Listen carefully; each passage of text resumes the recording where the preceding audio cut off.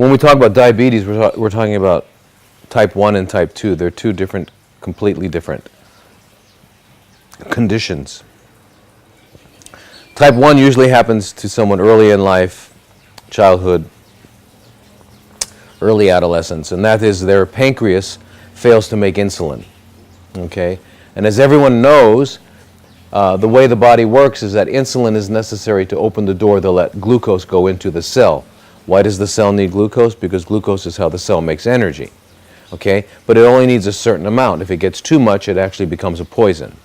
It's like oxygen. Oxygen is very important at 21%, which is what it is in the atmosphere. If you put a mask of 100% oxygen on, within a month or two you'll have emphysema and you won't be able to breathe. So yes, oxygen is important, but not too much and not too little. The same with glucose and the same with everything in the body.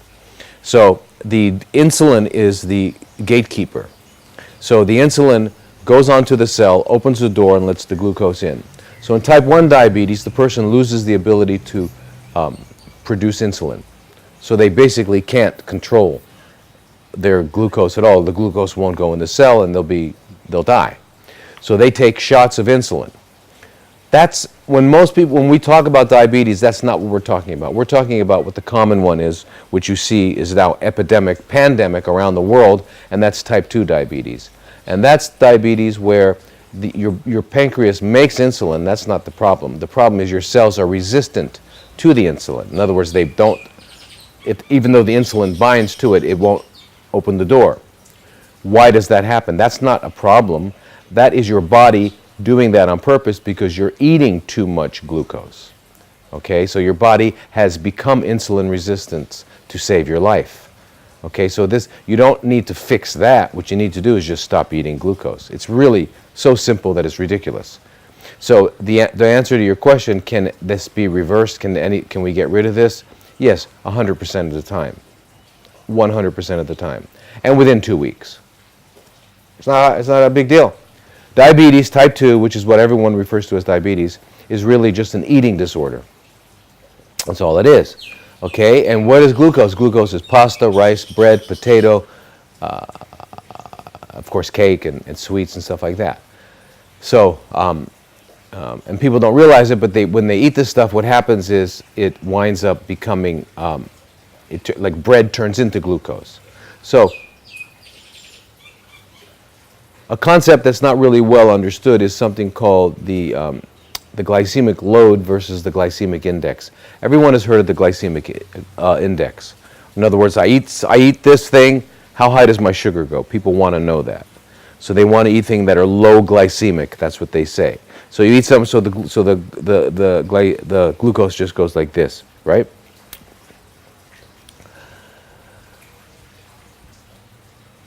More important than the glycemic index, that is, more important than how high the glucose goes, is the glycemic load. So I eat a piece of chocolate, milk chocolate, sweet. The glucose will go like this and then down. Okay. So for a short time it disturbs my body's chemistry. I eat a potato or I eat a piece of bread, the glucose goes.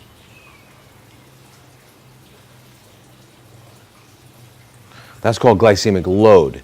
Much more important than glycemic index, because that shows you how long it was elevated. Even if it doesn't go as high in the peak, for this long period of time it was high, elevated, meaning that the body, because of that glucose was that long, that means the body had to continually secrete and produce more and more insulin.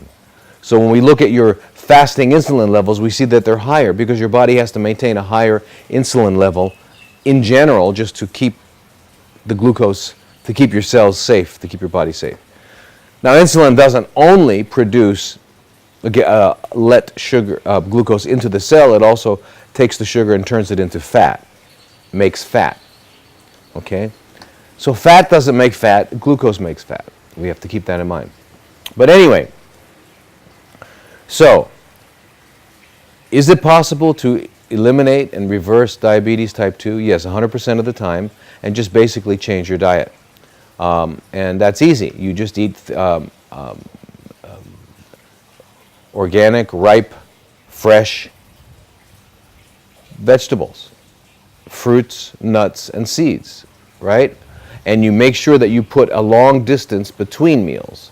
So the last meal of yesterday and the first meal of today should have 18 hours. And if it has 18 hours, that means your body has taken care of all the excess glucose, your insulin levels come down, and if you have low insulin levels, you'll be healthy. Okay?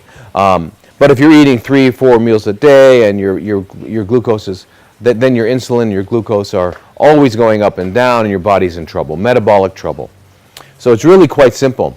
You need to do a cleanse, a good 2-week cleanse if you have diabetes.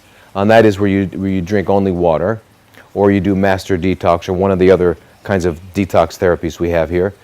You do that for about 2 weeks, clean things out, depending on your condition. Some people may need to do it 6 weeks, 8 weeks, whatever it takes to clean you out, basically change the water in the aquarium. Once you do that, then you go into a healthy diet, which means you eat nutrient-dense food that doesn't have too much glucose, but it's got everything balanced in it, and that is if you're eating healthy, uncooked food. Now, nobody's going to eat 100% raw food. Nobody. Except a rabbit or gorillas, but humans don't like to do that. So that means we need to have something that makes sense, like a 70%, 30%, or even, 70-30 is good. You'd be surprised. With 70-30, you can still have lots of vegetables and salads and fruits and nuts, and then you can cook. You can have, cook a little bit. And then you got to make sure that you're cooking it correctly and everything. But the biggest secret is to cleanse first and then make sure that the last meal and the first meal are separated by 18 hours. Okay? And then you will not be diabetic. Simple.